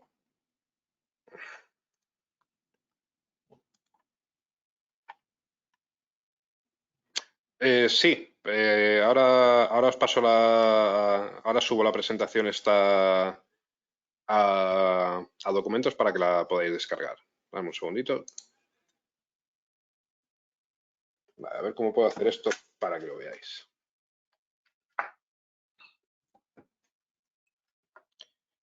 Vale, en este caso, a ver. Es que no me he traído herramienta, pero bueno, os lo puedo enseñar con este. En este caso, esto es un módulo expansor de 16 zonas. Vale, lleva los Deep Switch aquí. Con estos Deep Switch le estaríamos marcando su dirección. ¿De acuerdo? Los dispositivos en bus, ¿vale? En este caso tenemos dos detectores en bus, un expansor vía radio de los antiguos, de los normales, ¿vale? Y un expansor de vídeo, ¿de acuerdo? Se pueden distinguir fácilmente unos de otros porque el expansor de vídeo no lleva salidas integradas, ¿de acuerdo? El expansor de vídeo es solo vídeo. Como veis, aquí arriba también tienen su direccionador a través de Deep Switch. ¿De acuerdo? Con esto le daríamos la dirección física al equipo. Mañana ya veremos un poquito más la diferencia entre dirección física y dirección lógica. ¿De acuerdo? Tenemos aquí, por si lo veis, el lector, ¿vale? Con nuestro teclado Panda y nuestro teclado RIS Control. ¿De acuerdo? En este caso, pues mira, al pasar una vez un tag, yo lo tengo configurado para que me encienda un LED. ¿Ves? Durante 10 segundos. Ahora se apagará. Ahí está. Y tengo también configurado este botón como botón de salida Request to Exit. Como veis, el control de accesos es muy sencillito. No tiene funciones avanzadas como otros controles de acceso, que al final muchos de los usuarios que te piden un control de acceso como instalador no requieren de todas las funciones que requiere un control de accesos como tal. Es decir, que tenga función de exclusa, que tenga función de no retorno, etcétera. O sea, esto es un control de accesos muy sencillito, muy fácil de usar y muy rápido de configurar. Seguro que en la cabeza tenéis algún cliente que se lo podríais haber instalado.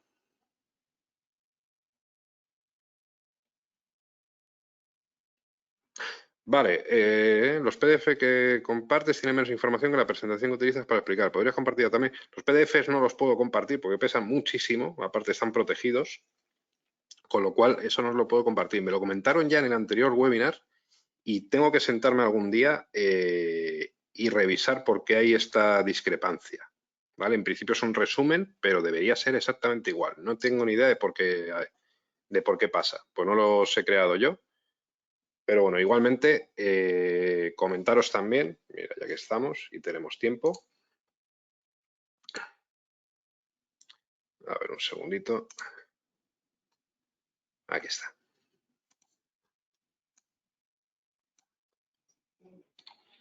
En nuestra página web, ¿vale? Me estoy encargando yo en concreto, aquí en el apartado de soporte, guías rápidas, de toda la información que estamos viendo hoy, en este caso. Yo estoy creando una serie de guías rápidas que si estáis logueados como instalador, ¿vale? Si estáis logueados como instalador, podréis descargaros, ¿de acuerdo? Por en este caso, cómo conectar la Isis Plus por Wi-Fi, cómo manejar un sitio, el Risco Cloud, cómo adquirir las licencias de para cámaras zombies del sistema Viewpoint, cómo agregar cámaras Viewpoint, cómo registrarse en el programa Risco Stars, e incluso guías para el usuario final de cómo registrarse en la app de Risco y crear un sitio, en caso de qué tal. Todo esto, las guías de Paralysis Plus las tengo pendientes de aprobación. En cuanto estén listas, las podéis encontrar aquí, con lo cual es una herramienta bastante útil.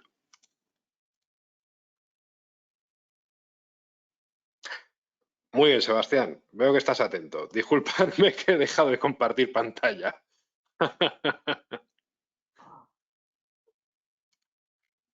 Vale. Entiendo que veis ahora la pantalla.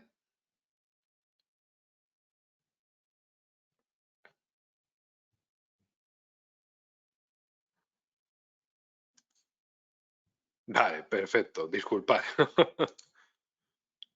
Vale, nada, por lo que comentaba, aquí en el apartado de soporte en la página web nuestra, ¿vale? En el apartado de soporte tenéis las guías rápidas, ¿vale? Aquí de momento solo está subida la de conectar la Isis Plus por Wi-Fi, pero todo el tema de direccionamiento de dispositivos, de configuración de bus, etcétera, lo tengo en proceso de aprobación. En cuanto lo tenga aprobado, lo subiremos aquí a la web, ¿vale?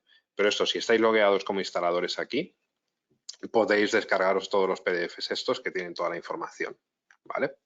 Igual, también sobre manejo de Risco Cloud, de cómo crear un sitio, cómo agregar un sitio existente, cómo liberar sitios, cómo agregar empleados, etcétera. En este caso, en algunas también las tenéis en portugués, ¿de acuerdo? Igual, de sistema Viewpoint, de cómo adquirir las licencias, cómo agregar cámaras, de cómo registrarse al programa Risco Stars, es también para las guías de usuario final, ¿de acuerdo? Igualmente, insisto, me tengo que sentar algún día que tenga un poco de tiempo y revisar por qué los PDFs no son exactamente iguales.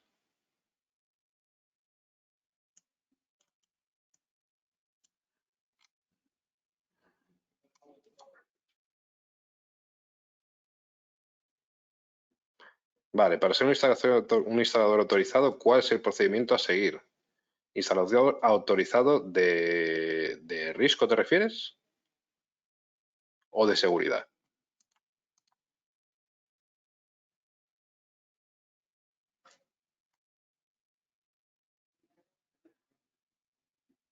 Vale, en este caso, para poder acceder aquí al área de descarga, así que se permite acceder, simplemente tienes que loguearte en la página web. Simplemente.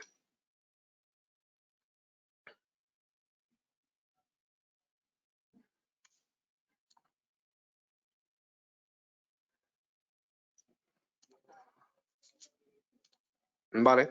Ok, pues nada, si no tenéis más preguntas, nos vemos mañana. ¿Vale? Más o menos sobre las 4 empezaremos de nuevo.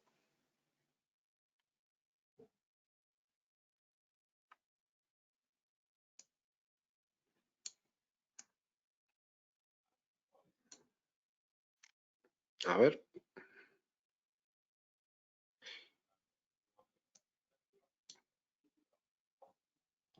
Vale, me comenta alguien que ya se ha logueado,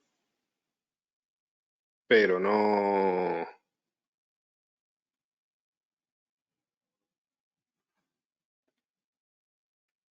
consigue descargarlo.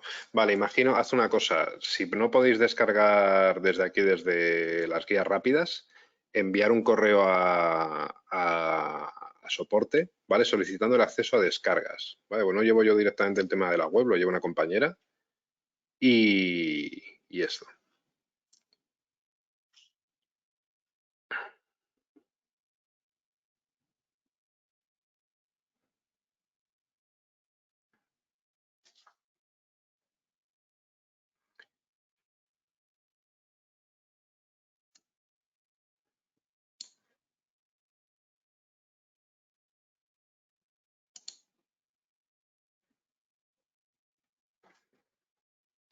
Vale, comenta que hay problemas a insertar el login.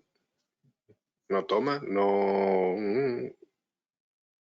No sé a qué te refieres. Vale, no, importante. La cuenta de Installer Cloud no es la misma que la de la web. ¿De acuerdo? O sea, una cosa es el Installer Cloud y otra cosa es la web nuestra.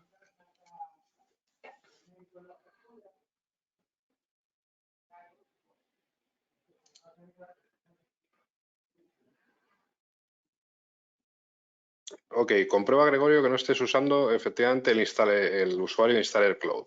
Tienes que tener un registro en la página web. ¿De acuerdo? Vale, pues nada, lo dicho. Mañana más. Y nada, a las 4 horas española o de península, como bien dicen los compañeros de Canarias, nos conectamos de nuevo. ¿De acuerdo? Muchas gracias, espero que os haya sido leve. Mañana es un poco más la parte más interesante, más técnica. Y nada, mañana más. Un saludo. Hasta luego.